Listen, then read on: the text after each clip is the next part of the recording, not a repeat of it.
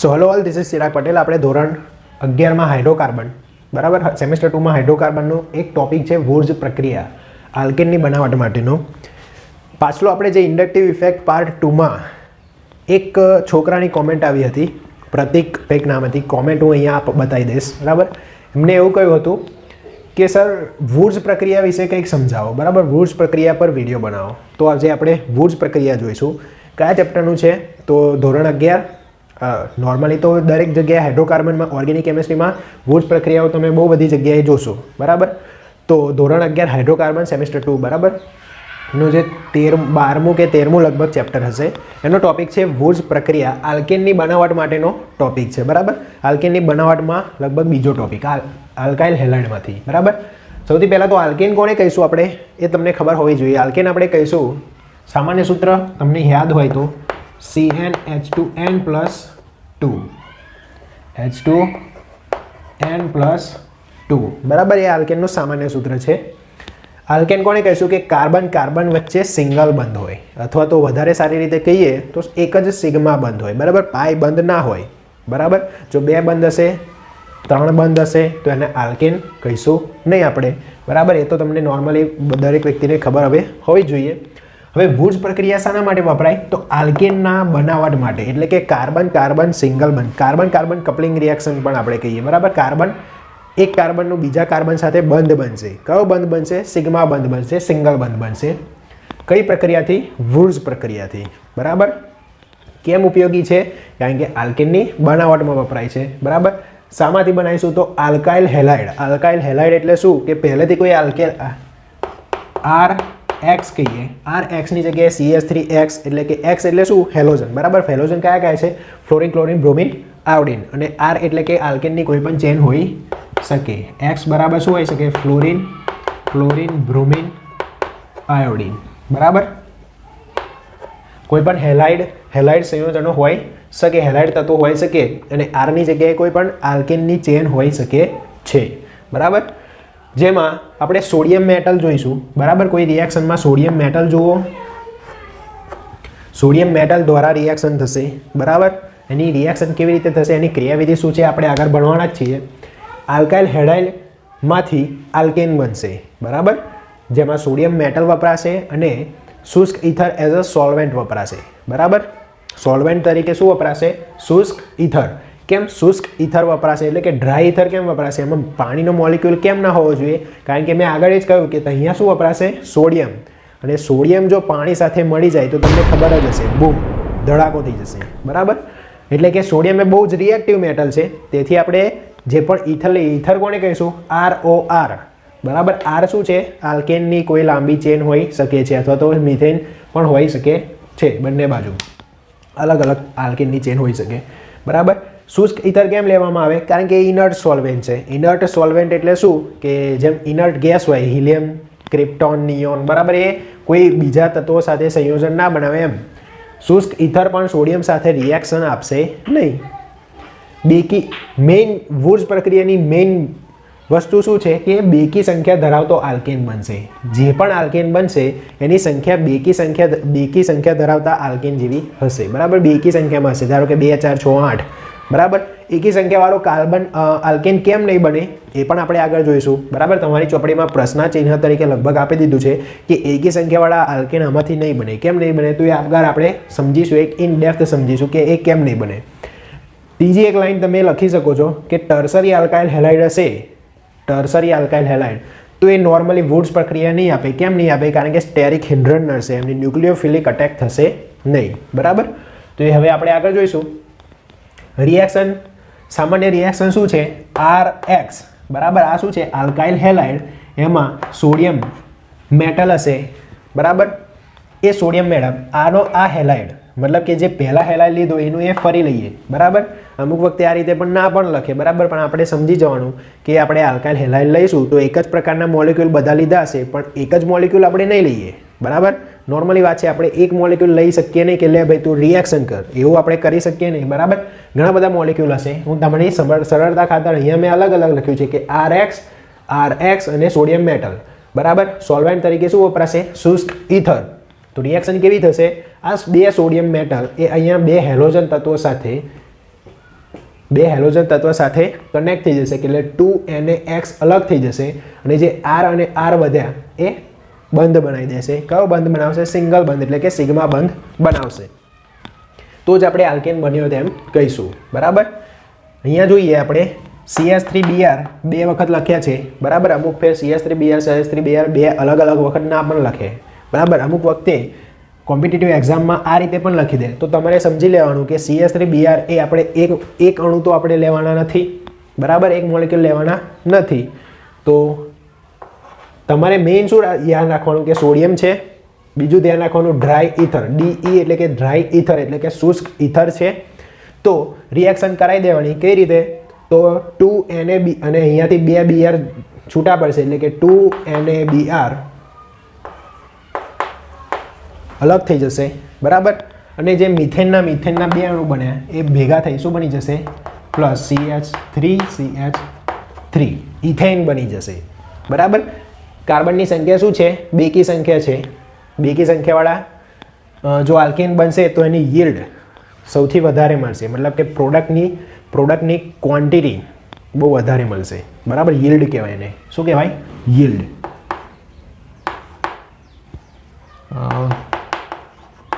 yield કહીશું. બરાબર. હવે જોઈએ અહીંયા ઇથેન લીધો છે CH3CH2Cl.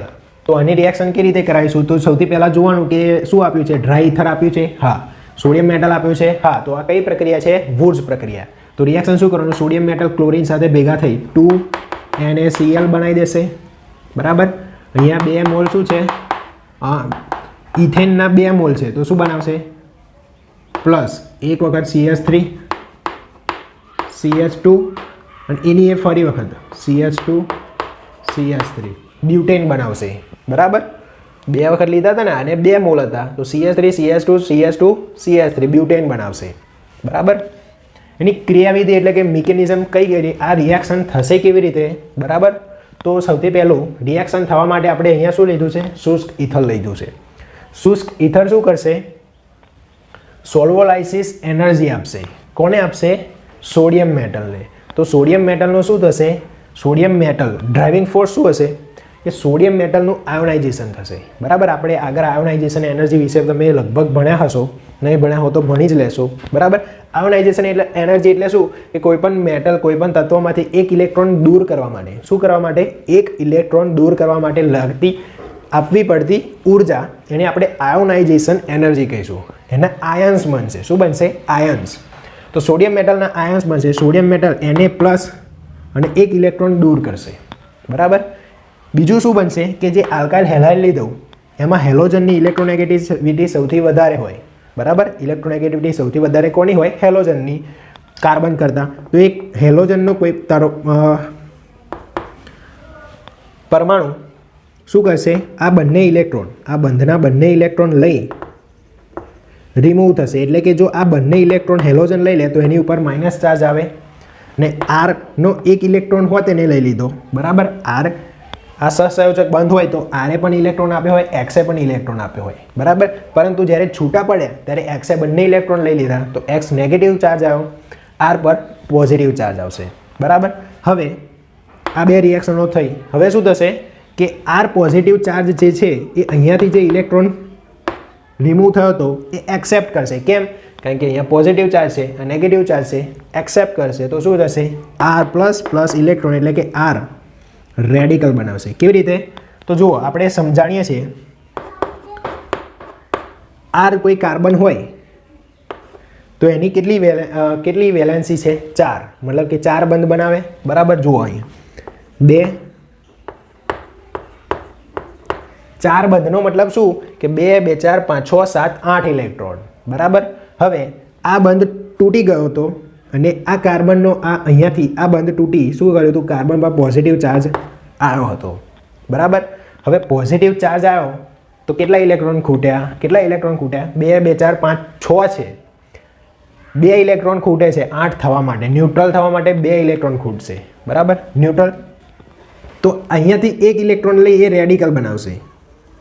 શું બનાવશે? રેડિકલ. મુક્ત મૂલક કહીશું આપણે ગુજરાતીમાં. શું કહીશું? મુક્ત મૂલક. અને આ પ્રક્રિયાને પણ મુક્ત મૂલક પ્રક્રિયા કહીશું. અહીંયાથી એક ઇલેક્ટ્રોન લીધો, એક મુક્ત મૂલક બન્યો એટલે કે આર રેડિકલ બન્યો. આર ડોટ એક ઇલેક્ટ્રોન છે એની જોડે.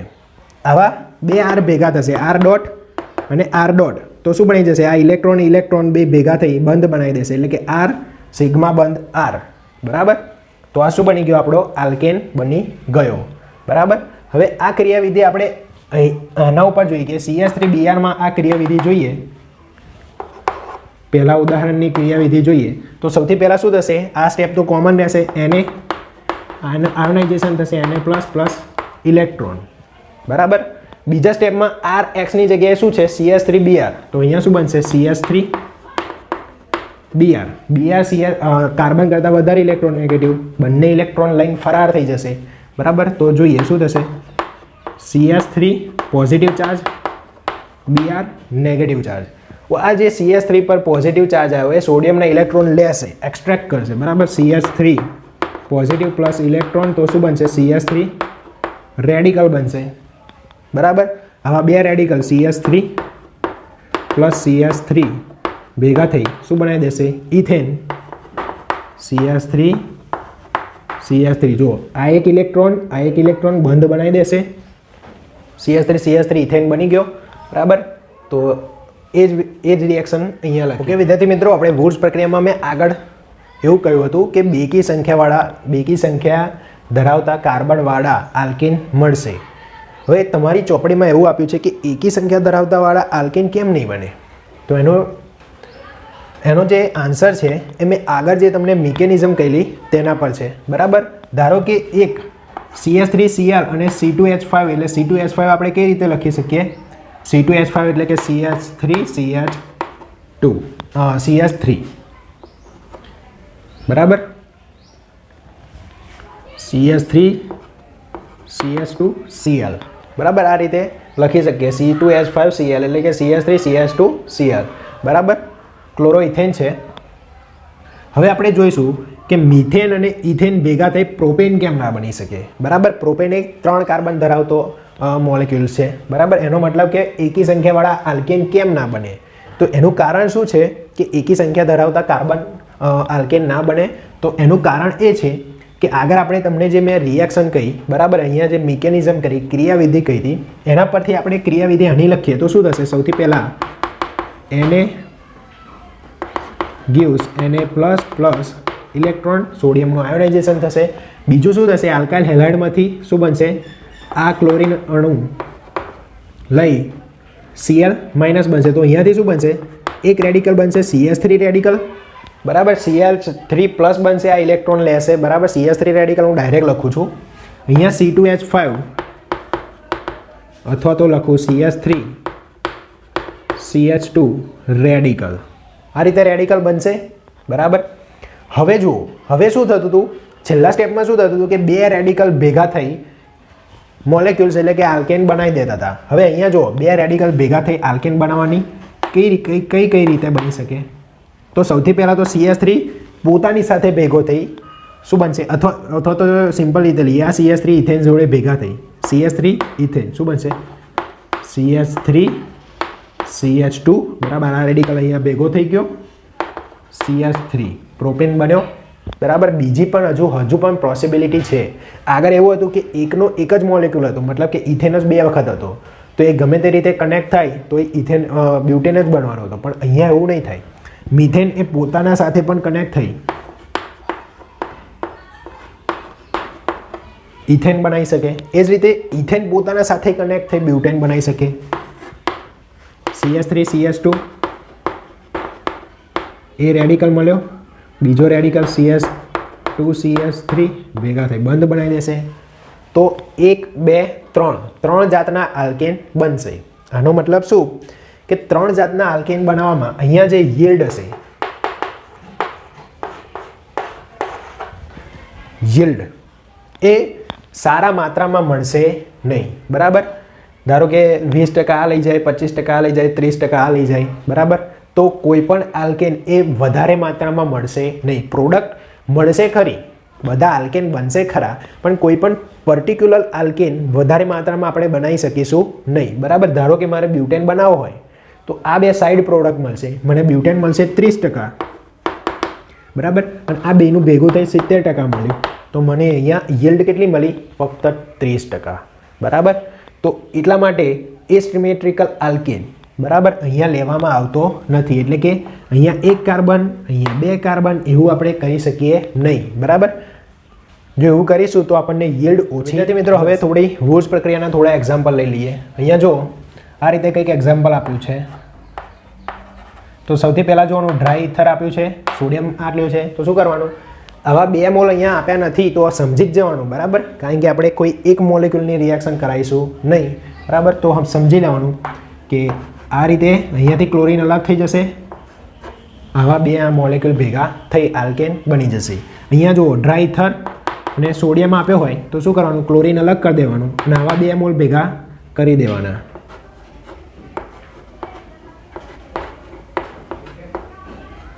બરાબર.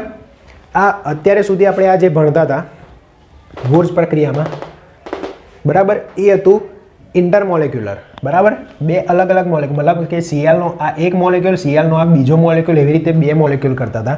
હવે આપણે ઇન્ટરમોલેક્યુલર પણ રિએક્શન આવી શકે, જેમ કે એક જ મોલેક્યુલની અંદર રિએક્શન થતી હોય, જેમ કે અહીંયા જુઓ, અહીંયા બીઆર છે, અહીંયા બીઆર છે, તો શું થશે? અહીંયા Na છે તો Na બીઆર અલગ થશે, 2Na બીઆર, તો અહીંયાથી એક રેડિકલ ભેગા થઈ બંધ બનાવી દેશે. કેટલા કાર્બનની રિંગ બનાવશે? જુઓ, 1 કાર્બન, 2 કાર્બન, 3 કાર્બન, 4 કાર્બન, 5 કાર્બનની રિંગ બનાવશે, એટલે કે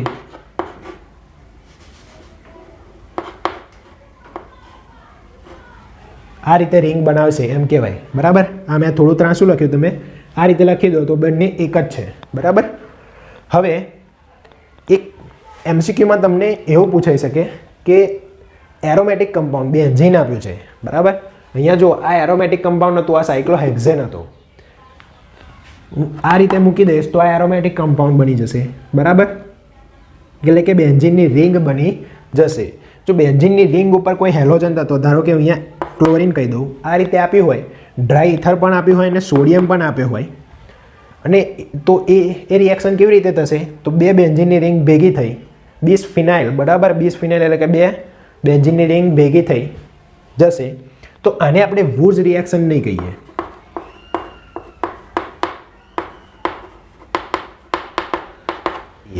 આને આપણે વૂર્સ પ્રક્રિયા કેમ નહીં કહીએ વિદ્યાર્થી મિત્રો? કારણ કે અહીંયા એરોમેટિક કમ્પાઉન્ડ આપ્યો છે, બરાબર. જો એરોમેટિક કમ્પાઉન્ડનું કપલિંગ કરવાનું હોય તો એને આપણે વૂર્સ, સેમ જ આપણે ક્રિયાવિધિ પણ સેમ થશે, સોડિયમ મેટલ એ જ રીતે આયોનાઇઝ થશે, બરાબર, જે રીતે ક્રિયાવિધિ કરી હતી, બરાબર, એ જ રીતે અહીંયા પણ પોઝિટિવ ચાર્જ આવશે, પણ એનું નામ, ફક્ત નામ બદલાઈ જશે. એને આપણે ફિટિંગ રિએક્શન કહીશું, વૂર્સ રિએક્શન કહીશું નહીં, બરાબર. ઇન કેસ જો તમને MCQમાં કંઈક આવી જાય કે આ કઈ પ્રક્રિયા છે, પ્રક્રિયાનું નામ લખો તો એ વૂર્સ પ્રક્રિયા નથી, એ ફિટિંગ પ્રક્રિયા છે, બરાબર, ફિટિંગ રિએક્શન કહીશું આપણે, બરાબર.